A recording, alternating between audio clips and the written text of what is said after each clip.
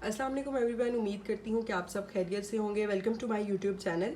आज का जो हमारा टॉपिक है वो है सिलेक्टिव म्यूटिज़म से रिलेटेड। अब हम अगर बात करते हैं कि सिलेक्टिव म्यूटिज़म क्या है, सिलेक्टिव नाम से ही पता चल रहा है कि कोई स्पेसिफिक एक चीज़ की बात हो रही है, और म्यूटिज़म वो है जो प्रॉब्लम काज कर रही है।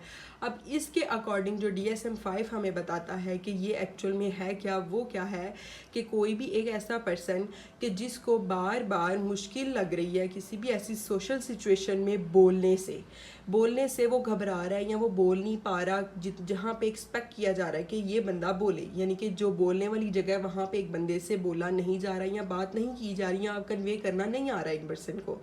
और ये इंटरफेयर क्या करती है कि एक पर्सन की एजुकेशन में, ऑक्यूपेशनल अचीवमेंट में, यानी कि घरेलू जितने भी मामलात हैं, और सोशल कम्युनिकेशन में।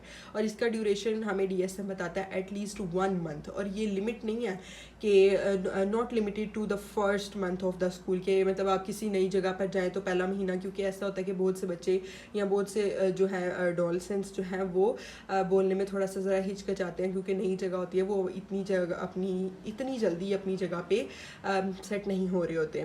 अच्छा, अब ये क्या कहता है कि वो ये जो चीज़ें हैं, ये जो सिचुएशन है, या जो हमें क्राइटेरिया DSM ने बताया है, वो हमारे इस चीज़ पे डिपेंड नहीं करता कि एक बंदे के पास नॉलेज ही नहीं है या वो कंफर्ट ही नहीं फील कर रहा बोलने में, और ना ही ये किसी दूसरी मेंटल डिसऑर्डर के साथ इसको एसोसिएट कर सकते हैं। नो, ये दोनों क्राइटेरिया बहुत इंपॉर्टेंट है इसके अंदर, कि ज़रूरी नहीं है कि सिलेक्टिव म्यूटिज़म के लोगों के पास उनको बोलना ना आता हो या उनके पास वो चीज़ की वोकैबुलरी या नॉलेज ना हो। नहीं, इसमें क्या होता है कि कोई स्पेसिफिक जगह पे वो बंदा नहीं बोलता, बाकी सारी जगहों पे वो नॉर्मलाइज कम्युनिकेट कर रहा होता है, लेकिन कोई ऐसी सिचुएशन, कोई ऐसी जगह होती है जहाँ पे वो नहीं बोल पाता। अब पाकिस्तानी कल्चर के अकॉर्डिंग अगर इसके सिम्टम्स की बात करें तो हमारा क्या आता है, कल्चरल रिजर्व में हमारे कल्चर में ये चीज़ है कि हमारे नॉर्म्स ये बने हुए हैं कि मोडेस्टी और रिस्पेक्ट में रहना है। यानी कि फॉर एग्जांपल हम कहते हैं कि बड़ों के सामने बोलना नहीं है, ऊंची आवाज़ नहीं निकालनी, सर उठा के बात नहीं करनी। तो ये चीज़ समटाइम्स अगर आप सही भी हो और नेक्स्ट पर्सन गलत हो तो फिर भी आप चुप रहते हो, क्योंकि हमारी कल्चर में नॉर्म ही यही जनरेट है। बाइलिंगुअलिज्म में ये आता है कि बाई मीन्स टू लैंग्वेज, यानी कि अब जैसे फॉर एग्जांपल एक बंदा है कि जो उर्दू स्पीकिंग है, और अगर उसके साथ कोई पंजाबी में बात कर रहा है और कोई ऐसा वर्ड यूज़ कर रहा है जो उसकी नॉलेज में नहीं है कि इसका मतलब क्या है, तो फिर भी वो पर्सन ऑब्वियसली खामोशी रहेगा कि मुझे पता ही नहीं तो मैं जवाब क्या दूँ। तो ये भी है कि अगर कोई इसी तरह अगर हम वेस्टर्न में ले लें, वो इंग्लिश में बोल रहे हैं और हम लोग उर्दू स्पीकिंग है, तो हमें उनकी बात की समझ ही नहीं आएगी कि ये क्या कर रहे हैं या क्या बोल रहे हैं, तो फिर वहाँ पर भी एक पर्सन सिलेक्टिवली म्यूट होगा।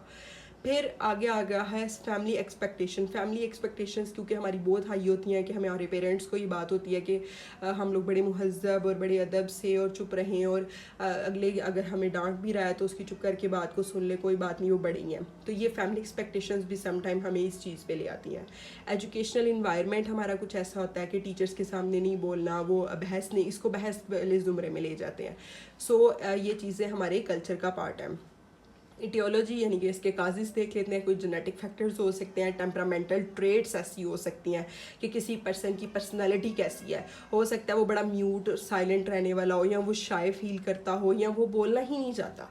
फिर कुछ इन्वायरमेंटल फैक्टर्स होते हैं जिसमें पेरेंटिंग बहुत ज़्यादा इंपॉर्टेंट रोल प्ले करती है कि पेरेंटिंग किस तरह की है। अगर पेरेंट्स, हमने देखा है कि बहुत ज़्यादा खामोश तबीयत होते हैं, तो आगे से बच्चे भी बड़े खामोश तबीयत होते हैं। फिर कल्चरल फैक्टर्स में वही अगेन चीज़ आ गई कि बच्चों से एक्सपेक्टेशंस ही ऐसी हैं कि वो एडहेरेंस काज ना करें। ठीक है, आगे आ गया है रिस्क फैक्टर्स। इस चीज़ से रिस्क किस वजह से सोशल एंजाइटी डिसऑर्डर आ रहे होते हैं।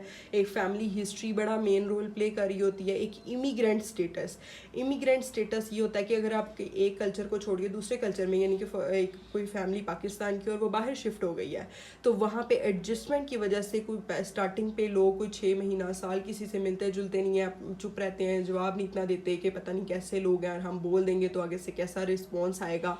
तो ये बड़ा चीज़ जो है ना इंपॉर्टेंट रोल प्ले कर रही होती है।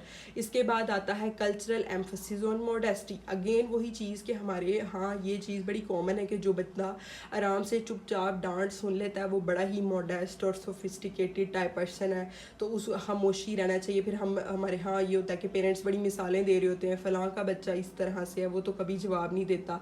तो ये जो एक्सपेक्ट हमारे से किया जा रहा होता है हमारे कल्चर में कि बड़ा सोफिस्टिकेट और खामोश और चुप रह के अपनी इंसल्ट करवा लेनी है, वो बड़ी चीज़ एक कॉमन है। پھر اس کے بعد کلچر ریلیٹڈ جو ایشوز آ رہے ہیں، پہلی بات ہے اگین وہی چیز کہ اسٹگماٹائز بہت زیادہ کر لیا ہوتا ہے. پھر اس کے بعد لینگویج کے بیریئرز بہت سارے آ رہے ہوتے ہیں. پھر بہت سے لوگوں کو پرابلم پتہ چل بھی جائے تو وہ لوگ ڈسکس نہیں کرتے کہ ہمیں کوئی لیبلائز نہ کر دیا جائے. ہمارے انوائرمنٹ اسکول کے یا ہوم کے وہ ایسے ہیں کہ ہمارے پاس اویئرنیس نہیں ہے. ڈفرینشیل ڈائگنوسس میں اس کا سوشل انزائٹی ڈس آرڈر کے ساتھ اگین وہی چیز ہے کہ سوشل انزائٹی میں تو صرف یہی بار بار ذہن میں آ رہا ہوتا ہے کہ میں بولوں گا تو اگلا بندہ پتہ نہیں میرے سامنے کیا سوچتا ہے، اپنے دماغ میں کیا سوچے گا، میرے بارے میں کیا امیج بنائے گا.